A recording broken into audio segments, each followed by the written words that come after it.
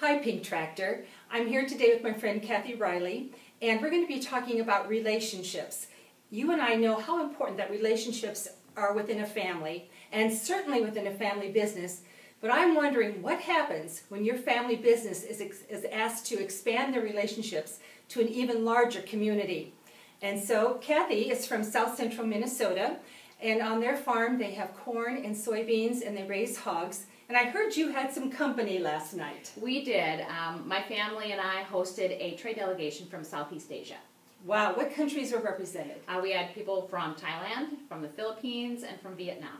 Wow. And what types of things were they interested in? Well, they were interested in learning specifically on our farm about crop and livestock production.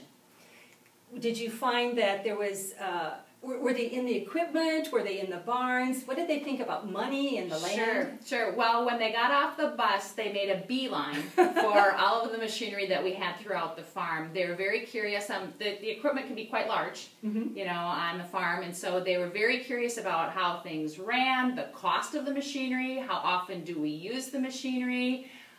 Grain storage. They were very curious about grain storage. They were curious about livestock production and the fact that we recycle manure. That's a good one.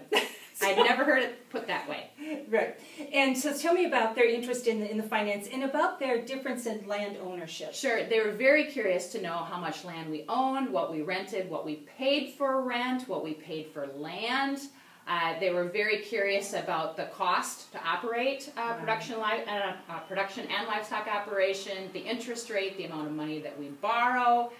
We certainly shared as much information with them as we could, but of course, some of that's very personal to us, so we talked in general terms.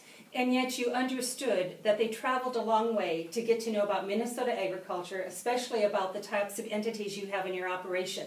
So through that evening, and I know it was a long evening, what did you learn about them or from them? Well, a couple things. Number one, I learned that they want to know as much as they can about American agriculture, and secondly, that relationships to them are very important.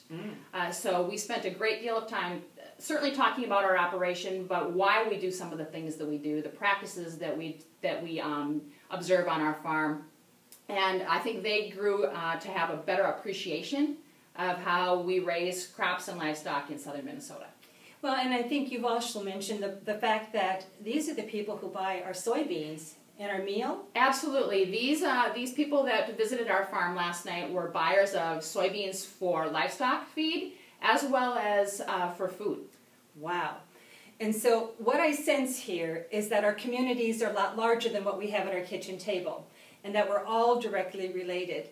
And what I know is about relationships is not about you and it's not about me, but it is about us.